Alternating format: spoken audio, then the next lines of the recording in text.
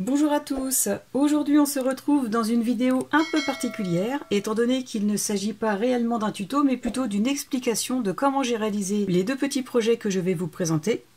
Projets qui font suite à la réalisation de cette boîte Steampunk Home Deco pour lequel j'avais utilisé un des books de la marque Mint & Papers, donc le Steampunk Book. Et comme j'ai eu beaucoup de plaisir à travailler ce projet, j'ai eu envie de continuer d'utiliser ce book. Je ne vais pas vous le représenter puisque je l'ai déjà fait dans une vidéo précédente, mais si vous voulez voir son contenu, je vous mets le lien dans le petit i en haut à droite. Je vous remontre brièvement comment se présente cette boîte, donc avec des découpes que j'ai prises dans ce bloc, avec un papier que j'ai travaillé en mix média qui décore le dessus, mais aussi l'intérieur, un travail aussi de peinture et d'autres produits mix média comme du craquelé. Alors je ne sais pas si vous le verrez bien ici. Des petites compositions, mais aussi un jeu de pochoir sur le fond. Donc voilà pour cette boîte. Et pour la compléter, j'ai eu envie de réaliser deux petites cartes, comme celle-ci. Et comme je vous le disais juste avant, je n'ai pas réalisé de tuto, mais je vais vous expliquer en détail comment j'ai procédé pour les réaliser.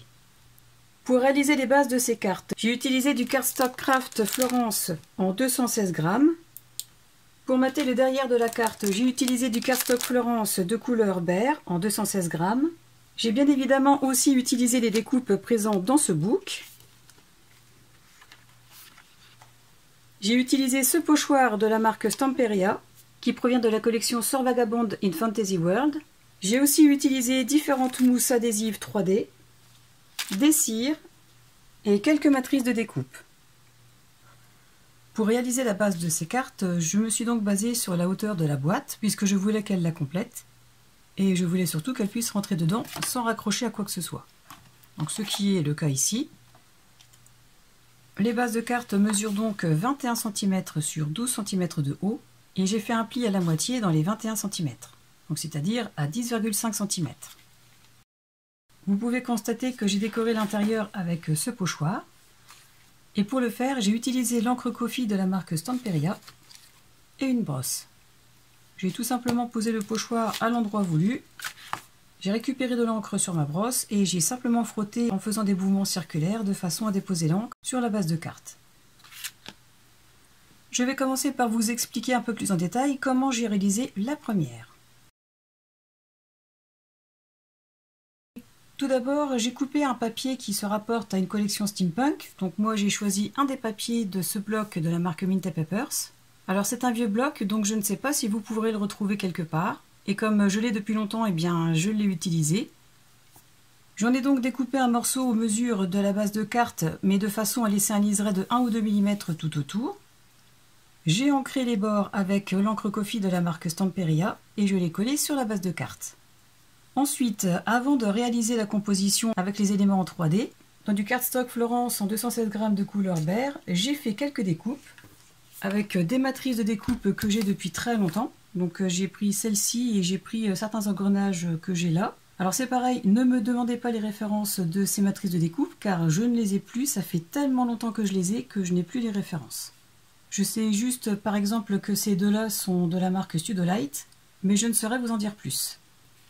Donc comme je voulais absolument mettre cette porte sur une des cartes, et qu'à l'intérieur de cette porte il y a des éléments ronds, et que le thème est bien évidemment steampunk avec des engrenages, j'ai décidé de mettre cette découpe d'engrenages collée directement sur le fond que j'ai choisi. Pour équilibrer la carte, j'ai placé deux petits engrenages ici, un autre là et ici. Ensuite, dans ce book, j'ai détouré cette petite boussole, que j'ai placé ici en collant en dessous des petits carrés de mousse double face en 1 mm. Donc je ne sais pas si vous verrez bien qu'il y a les petites mousses en dessous. Pour décorer les découpes engrenages, j'ai utilisé ces deux cires, donc la cire de Finabert de couleur corail et celle de couleur célestiale. J'ai commencé par passer un petit peu de couleur corail en insistant sur les bords et à certains endroits. Et ensuite, j'ai repassé avec de la cire célestiale. J'avais mis un gant au préalable et j'en ai appliqué sur le bout de mon doigt. Et j'ai simplement tapoté de cette façon un peu partout sur l'engrenage. Donc j'ai fait pareil pour les plus petits. Ensuite, après avoir collé cet élément, j'ai collé une découpe qui est à moitié cachée avec le papillon. Donc c'est une découpe engrenage aussi que j'ai laissé dépasser de cette façon, mais qui puisse tout de même nous faire apercevoir la découpe. Ensuite, dans une autre feuille, j'ai détouré ce papillon, donc celui-ci. Et pour éviter un détourage fastidieux et pour éviter que les petits morceaux ne soient trop vite abîmés, j'ai complètement redécoupé ici. Voilà, je ne les ai pas gardés. Et bien sûr, pour éviter de voir le blanc au niveau de la découpe, j'ai ancré tous les éléments avec cette encre. Donc encore une fois, j'ai mis de la mousse double face 3D en dessous du papillon, de façon à donner encore un peu plus de volume à la carte. Je l'ai orienté un peu plus vers le coin pour équilibrer davantage la carte. Et en son centre, parce que vous le voyez ici, il y a un petit joyau, j'ai voulu le mettre un petit peu plus en valeur et donc j'ai collé un petit engrenage qui s'adaptait pile poil dessus, engrenage que j'ai travaillé avec les cires comme les autres. Avant de coller le papillon, j'ai détouré cette porte que j'ai collée ici en mettant de la mousse double face en 3 mm pour qu'il y ait encore davantage de volume. Et comme je vous l'ai montré tout à l'heure, j'ai utilisé ce pochoir de la marque Stamperia pour décorer l'intérieur. Et enfin, pour le derrière de carte, j'ai simplement utilisé un morceau de cardstock Florence de couleur beige que j'ai coupé aux mesures de la base de carte, de façon à laisser un liseré de 1 ou 2 mm tout autour. Donc voilà pour la première carte. Pour réaliser la deuxième carte, comme tout à l'heure, j'ai utilisé une feuille de ce book, que j'ai découpé aux mesures de la base de carte de façon de laisser un liseré égal tout autour. Ensuite, j'ai commencé à placer une découpe que j'ai faite comme pour l'autre carte dans du cardstock Florence de couleur beige et que j'ai travaillé comme celle présente sur la carte de tout à l'heure, avec ces deux cires. Voilà le morceau de cardstock dans lequel j'ai fait la découpe. Ensuite, dans le book Steampunk, j'ai récupéré cette voiture, cette abeille mécanique et cet élément. J'ai commencé par mettre en 3D cet élément avec des mousses de 1 mm. Alors comme pour l'autre carte, tous les éléments sont ancrés avec l'encre Coffee de la marque Stamperia. Ensuite, j'ai mis aussi de la mousse 3D en 1 mm sous l'abeille au niveau de cet élément et en 3 mm au niveau des deux ailes et de la tête. De façon à ce que quand on manipule la carte, qu'on ne se raccroche pas trop avec et que ça ne s'abîme. Ensuite, au niveau de la porte, j'ai mis un restant de découpe engrenage.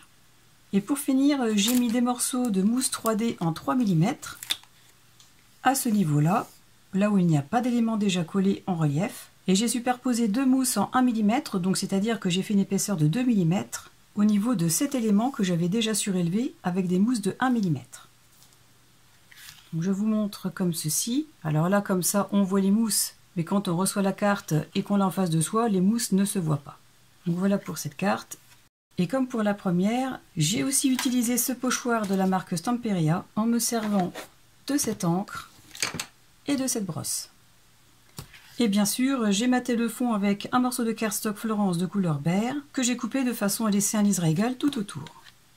Voilà pour cette petite vidéo explicative un peu particulière.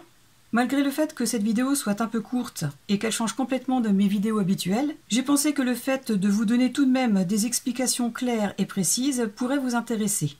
Si ce genre de petites vidéos vous intéresse, n'hésitez pas, dites-le moi, je me ferai un plaisir d'en refaire de temps en temps. Je vous avoue aussi qu'en ce moment je suis un petit peu pris par le temps parce que j'ai beaucoup de projets en cours, mais que mon envie de partager avec vous est la plus forte, donc c'est aussi pour cette raison que j'ai opté pour ce format aujourd'hui. Si cette vidéo vous a plu, surtout n'hésitez pas à cliquer sur le pouce vers le haut, à vous abonner à ma chaîne si vous ne l'avez pas encore fait, et à la partager pour me soutenir. En attendant la prochaine vidéo ou le prochain tuto, je vous souhaite à tous de passer une excellente journée et je vous dis à très bientôt. Au revoir!